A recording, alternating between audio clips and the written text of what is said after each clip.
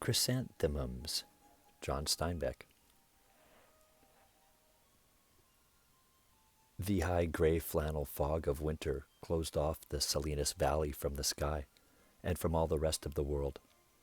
On every side, it sat like a lid on the mountains and made of the great valley a closed pot. On the broad, level land floor, the gang plows bit deep and left the black earth shining like metal where the shares had cut. On the foothill ranches across the Salinas River, the yellow stubble fields seemed to be bathed in pale, cold sunshine, but there was no sunshine in the valley now in December. The thick willow scrub along the river flamed with sharp and positive yellow leaves. It was a time of quiet and of waiting. The air was cold and tender. A light wind blew up from the southwest so that the farmers were mildly hopeful of a good rain before long, but fog and rain do not go together. Across the river, on Henry Allen's foothill ranch, there was little work to be done, for the hay was cut and stored, and the orchards were plowed up to receive the rain deeply when it should come. The cattle on the higher slopes were becoming shaggy and rough-coated. Elisa Allen, working in her flower garden, looked down across the yard and saw Henry, her husband, talking to two men in business suits. The three of them stood by the tractor shed, each man with one foot on the side of the little Fordson. They smoked cigarettes and studied the machine as they talked. Elisa watched them for a moment and then went back to her work. She was 35. Her face was lean and strong, and her eyes were as clear as water. Her figure looked blocked and heavy in her gardening costume. A man's black hat pulled low down over her eyes, clodhopper shoes, a figured print dress almost completely covered by a big corduroy apron with 4 big pockets to hold the snips, the trowel and scratcher, the seeds and the knife she worked with. She wore heavy leather gloves to protect her hands while she worked. She was cutting down the old year's chrysanthemum stalks with a pair of short and powerful scissors. She looked down toward the men by the tractor shed now and then. Her face was eager and mature and handsome. Even her work with the scissors was over-eager, over-powerful. The chrysanthemum stems seemed too small and easy for her energy. She brushed a cloud of hair out of her eyes with the back of her glove and left a smudge of earth on the cheek in doing it.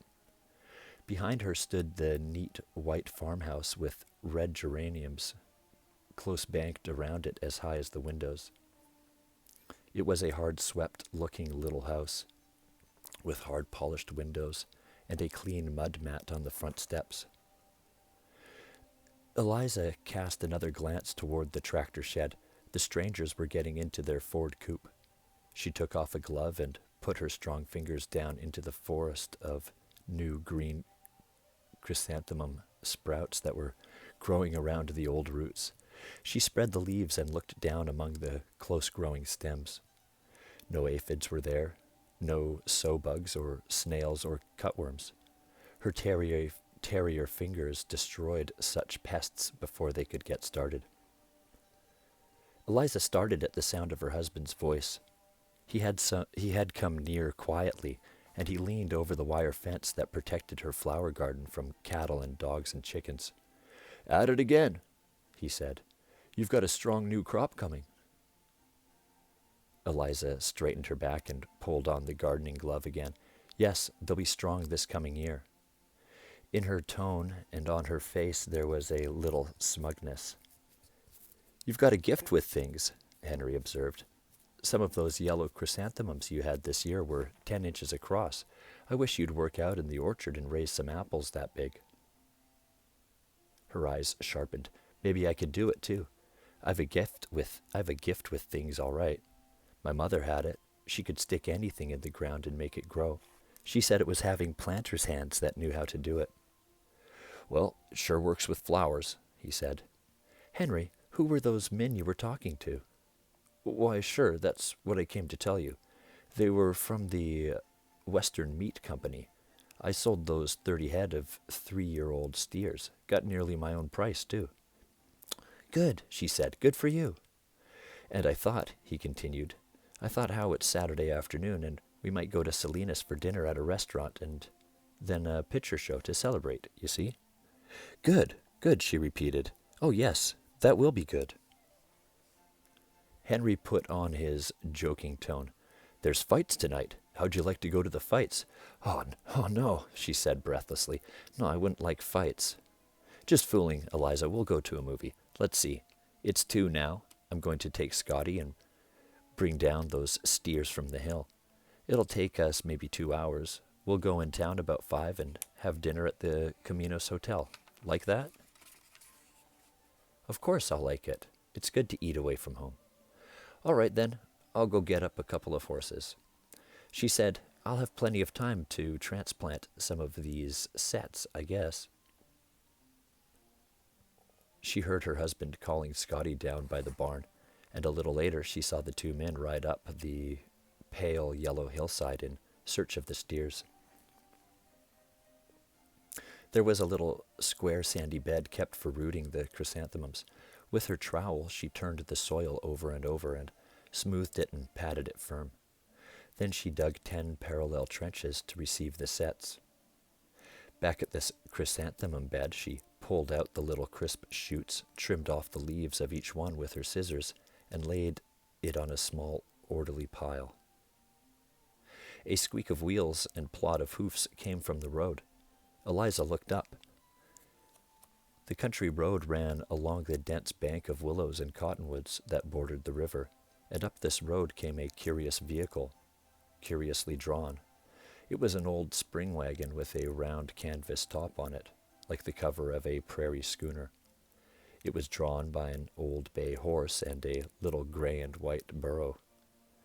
A big, stubble-bearded man sat between the cover flaps and drove the sprawling team. Underneath the wagon, between the hind wheels, a lean and rangy mongrel dog walked sedately. Words were painted on the canvas in clumsy, crooked letters. Pots, pans, knives, scissors, lawnmowers, fixed. 2 rows of articles and the triumphantly definitive fixed below. The black paint had run down in little sharp points beneath each letter. Eliza, squatting on the ground, watched to see the crazy, loose-jointed wagon pass by, but it didn't pass. It turned into the farm road in front of her house, crooked old wheels skirling and squeaking. The rangy dog darted from between the wheels and ran ahead. Instantly, the 2 ranch shepherds flew out at him. Then all 3 stopped, and with stiff and quivering tails, with taut, straight legs, with ambassadorial dignity, they slowly circled, sniffing daintily. The caravan pulled up to Eliza's wire fence and stopped. Now the newcomer dog, feeling outnumbered, lowered his tail and retired under the wagon with raised hackles and bared teeth. The man on the wagon seat called out, That's a bad dog in a fight when he gets started." "Ha," Eliza laughed. "I see he is. How soon does he generally get started?" The man caught up her laughter and echoed it heartily. "Sometimes not for weeks and weeks," he said. He climbed stiffly down over the wheel. The horse and the donkey drooped like unwatered flowers. Eliza saw that he was a very big man. Although his hair and beard were graying, he did not look old. His worn black suit was wrinkled and spotted with grease. The laughter had disappeared from his face and eyes the moment his laughing voice ceased. His eyes were dark, and they were full of the brooding that gets in the eyes of teamsters and of sailors. The calloused hands he rested on the wire fence were cracked, and every crack was a black line. He took off his battered hat. I'm off my general road, ma'am, he said. Does this dirt road cut over across the river to the Los Angeles highway? Eliza stood up and shoved the thick scissors in her apron pocket. Well, yes, it does, but it winds around and then fords the river. I don't think your team could pull through the sand. He replied with some asperity. It might surprise you what them beasts can pull through. When they get started? She asked. He smiled for a second. Yes, when they get started. Well, said Eliza, I think you'll save time if you go back to the Salinas Road and pick up the highway there. He drew a big finger down the chicken wire and made it sing. I ain't in any hurry, ma'am. I go from Seattle to San Diego and back every year. Takes all my time. About 6 months each way. I aim to follow nice weather. Eliza took off her gloves and stuffed them in the apron pocket with the scissors. She touched the under edge of her man's hat, searching for fugitive hairs. That sounds like a nice kind of way to live, she said. He leaned confidently over the fence. Maybe you noticed the writing on my wagon. I meant pots and sharpened knives and scissors. You got any of them things to do? Oh, no, she said quickly. Nothing like that. Her eyes hardened with resistance. Scissors is the worst thing, he explained. Most people just ruin scissors trying to sharpen them, but I know how. I got a special tool. It's a little bobbit kind of thing, and patented, but it sure does the trick. No, my scissors are all sharp. All right, then. Take a pot, he continued earnestly. A bent pot, or a pot with a hole. I can make it like new so you don't have to buy no new ones. That's a saving for you. No, she said shortly. I tell you, I have nothing like that for you to do. His face fell to an exaggerated sadness. His voice took on a whining undertone. I ain't had a thing to do today. Maybe I won't have no supper tonight. You see, I'm off my regular road. I know folks on the highway clear from Seattle to San Diego. They save their things for me to sharpen up because they know I do it so good and save them money. I'm sorry, Eliza said irritably. I haven't anything for you to do. His eyes left her face and fell to searching the ground. They roamed about until they came to the chrysanthemum bed where she had been working. What's them plants, ma'am? The irritation and resistance melted from Eliza's face. Oh, those are chrysanthemums. Giant whites and yellows. I raise them every year, bigger than anybody around here. Kind of a long-stemmed flower? Looks like a quick puff of colored smoke, he asked. That's it. What a nice way to describe them. They smell kind of nasty till you get used to them, he said. It's a good bitter smell, she retorted. Not nasty at all. He changed his tone quickly. I like the smell myself. I had 10-inch blooms this year, she said. The man leaned farther over the fence. Look, I know a lady down the road a piece. Has got the nicest garden you ever seen. Got nearly every kind of flower, but no chrysanthemums. Last time I was mending a copper-bottom washtub for her. That's a hard job, but I do it good. She said to me, if you ever run across some nice chrysanthemums, I wish you'd try to get me a few seeds. That's what she told me. Eliza's eyes grew alert and eager. She couldn't have known much about chrysanthemums. You can raise them from seed, but it's much easier to root the little sprouts you see here. Oh, he said, I suppose I can't take none to her then. Why, yes, you can, Eliza cried. I could put some in damp sand, and you can carry them right along with you. They'll take root in the pot if you keep them damp, and then she can transplant them. She'd sure like to have some, ma'am. You say they're nice ones? Beautiful, she said. Oh, beautiful. Her eyes shone. She tore off the battered hat and shook out her dark, pretty hair. I'll put them in a flower pot, and you can take them right with you. Come into the yard. While the man came through the picket gate, Eliza ran excitedly along the geranium-bordered path to the back of the house, and she returned carrying a big red flower pot. The gloves were forgotten now. She kneeled on the ground by the starting bed and dug up the sandy soil with her fingers and scooped it into the bright new flower pot. Then she picked up the little pile of shoots she had prepared. With her strong fingers, she pressed them into the sand and tamped around them with her knuckles. The man stood over her. "I'll tell you what to do," she said. "You remember so you can tell the lady." "Yes, I'll try to remember." "Well, look, these will take root in about a month. Then she must set them out, about a foot apart in good rich earth, like this, see?" She lifted a handful of dark soil for him to look at. "They'll grow fast and tall. Now remember this. In July, tell her to cut them down about 8 inches from the ground." "Before they bloom?" he asked. "Yes, before they bloom." Her face was tight with eagerness. "They'll grow right up again. About the last of September, the buds will start." She stopped and seemed perplexed. "It's the budding that takes the most care," she said hesitantly. "I don't know how to tell you." She looked deep into his eyes searchingly. Her mouth opened a little, and she seemed to be listening. "I'll try to tell you," she said.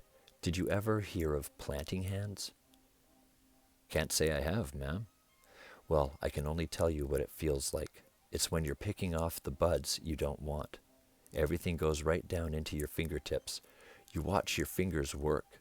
They'll do it themselves. You can feel how it is. They pick and pick the buds. They never make a mistake. They're with the plant. Do you see? Your fingers and the plant. You can feel that right up your arm. They know. They never make a mistake. You can feel it. When you're like that, you can't do anything wrong. Do you see that? Can you understand that?" She was kneeling on the ground looking up at him. Her breast swelled passionately. The man's eyes narrowed. He looked away self-consciously. "Maybe I know," he said. "Sometimes in the night in the wagon there." Elisa's voice grew husky. She broke in on him. "I've never lived as you do, but I know what you mean. When the night is dark, why, the stars are sharp-pointed, and there's quiet. Why, you rise up and up. Every pointed star gets driven into your body. It's like that. Hot and sharp and lovely." Kneeling there, her hand went out towards his legs in the greasy black trousers. Her hesitant fingers almost touched the cloth. Then her hand dropped to the ground. She crouched low like a fawning dog. He said, "It's nice, just like you say. Only when you don't have no dinner, it ain't." She stood up then very straight, and her face was ashamed. She held the flower pot out to him and placed it gently in his arms. "Here, put it in your wagon, on the seat, where you can watch it. Maybe I can find something for you to do." At the back of the house, she dug in the can pile and found 2 old and battered aluminum saucepans. She carried them back and gave them to him. "Here, maybe you can fix these."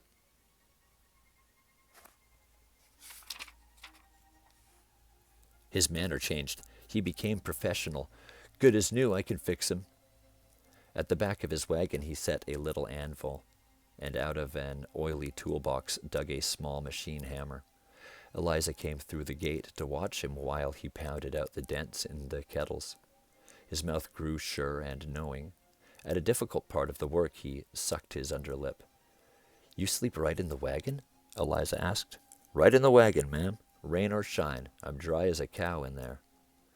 "It must be nice," she said. "It must be very nice. I wish women could do such things." "It ain't the right kind of life for a woman." Her upper lip raised a little, showing her teeth. "How do you know? How can you tell?" she said. I don't know, ma'am," he protested. "Of course I don't know. Now here's your kettles, done. You don't have to buy no new ones." "How much?" "Oh, 50 cents will do. I keep my prices down and my work good. That's why I have all them satisfied customers up and down the highway." Eliza brought him a 50-cent piece from the house and dropped it in his hand. "You might be surprised to have a rival sometime. I can sharpen scissors, too, and I can beat the dents out of a little pots. I could show you what a woman might do." He put his hammer back in the oily box and shoved the little anvil out of sight. It would be a lonely life for a woman, ma'am, and a scary life, too, with animals creeping under the wagon all night. He climbed over the single tree, steadying himself with a hand on the burro's white rump. He settled himself in the seat, picked up the lines. "Thank you kindly, ma'am," he said. "I'll do like you told me. I'll go back and catch the Salinas road." "Mind," she called, if you're long in getting there, keep the sand damp." "Sand, ma'am?" "Sand, oh sure. You mean round the chrysanthemums. Sure I will." He clucked his tongue. The beasts leaned luxuriously into their collars. The mongrel dog took his place between the back wheels. The wagon turned and crawled out the entrance road and back the way it had come, along the river. Eliza stood in front of her wire fence watching the slow progress of the caravan. Her shoulders were straight, her head thrown back, her eyes half closed, so that the scene came vaguely into them.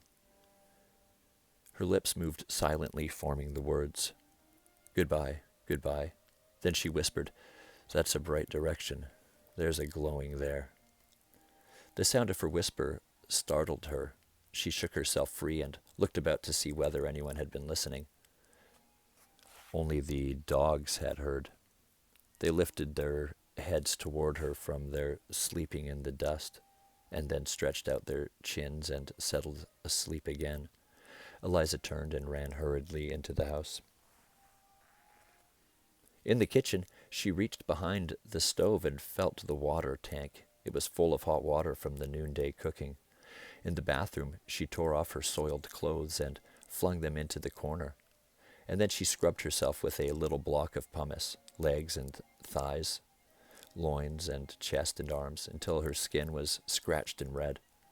When she had dried herself, she stood in front of a mirror in her bedroom and looked at her body. She tightened her stomach and threw out her chest. She turned and looked over her shoulder at her back. After a while, she began to dress, slowly. She put on her newest underclothing and her nicest stockings and the dress which was the symbol of her prettiness. She worked carefully on her hair, penciled her eyebrows, and rouged her lips. Before she was finished, she heard the little thunder of boots and the shouts of Henry, and his helper as they drove the red steers into the corral. She heard the gate bang shut and set herself for Henry's arrival.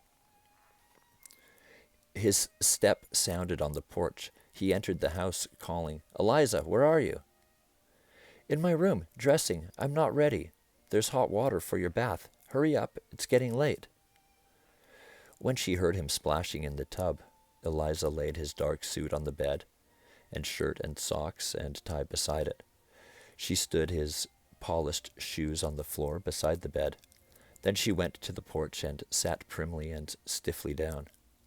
She looked toward the river road where the willow line was still yellow with frosted leaves, so that under the high gray fog they seemed a thin band of sunshine. This was the only color in the gray afternoon. She sat unmoving for a long time. Her eyes blinked rarely. Henry came banging out of the door, showing his tie inside his vest as he came. Eliza stiffened and her face grew tight. Henry stopped short and looked at her. Why, Eliza, you look so nice." "Nice? You think I look nice? What do you mean by nice?" Henry blundered on. "I don't know, I mean, you look different, strong and happy." "I am strong? Yes, strong. What do you mean, strong?" He looked bewildered. "You're playing some kind of game," he said helplessly. "It's a kind of a play. You look strong enough to break a calf over your knee, happy enough to eat it like a watermelon." For a second she lost her rigidity. "Henry, don't talk like that. You didn't know what you said." She grew complete again. "I'm strong," she boasted. "I never knew before how strong." Henry looked down toward the tractor shed, and when he brought his eyes back to her, they were his own again. "I'll get out the car. You can put on your coat while I'm starting." Eliza went into the house. She heard him drive to the gate and idle down his motor, and then she took a long time to put on her hat. She pulled it here and pressed it there. When Henry turned the motor off, she slipped into her coat and went out. The little roadster bounced along the dirt road by the river, raising the birds and driving the rabbits into the brush. 2 cranes flapped heavily over the willow line and dropped into the riverbed. Far ahead, on the road, Eliza saw a dark speck. She knew. She tried not to look as they passed it, but her eyes would not obey. She whispered to herself sadly, "He might have thrown them off the road. That wouldn't have been much trouble, not very much. But he kept the pot," she explained. "He had to keep the pot. That's why he couldn't get them off the road." The roadster turned a bend, and she saw the caravan ahead. She swung full around toward her husband, so she could not see the little covered wagon and the mismatched team as the car passed them. In a moment it was over. The thing was done. She did not look back. She said loudly, to be heard above the motor, "It will be good tonight, a good dinner." "Now you're changed again," Henry complained. He took one hand from the wheel and patted her knee. "I ought to take you in to dinner oftener. It would be good for both of us. We get so heavy out on the ranch." "Henry," she asked, "could we have wine at dinner?" "Sure we could. Say, that will be fine." She was silent for a little while. Then she said, "Henry, at those prize fights, do the men hurt each other very much?" "Sometimes a little, not often. Why?" "Well, I've read how they break noses and blood runs down their chests. I've read how the fighting gloves get heavy and soggy with blood." He looked around her. "What's the matter, Eliza? I didn't know you read things like that." She brought the car to a stop, then turned to the right over the Salinas River bridge. "Do women ever go to the fights?" she asked. "Oh, sure, some. What's the matter, Eliza? Do you want to go? I didn't think you'd like it, but I'll take you if you really want to go." She relaxed limply in the seat. "Oh, no. I don't want to go. I'm sure I don't." Her face was turned away from him. "It will be enough if we can have wine. It will be plenty." She turned up her coat collar so he could not see that she was crying weakly like an old woman.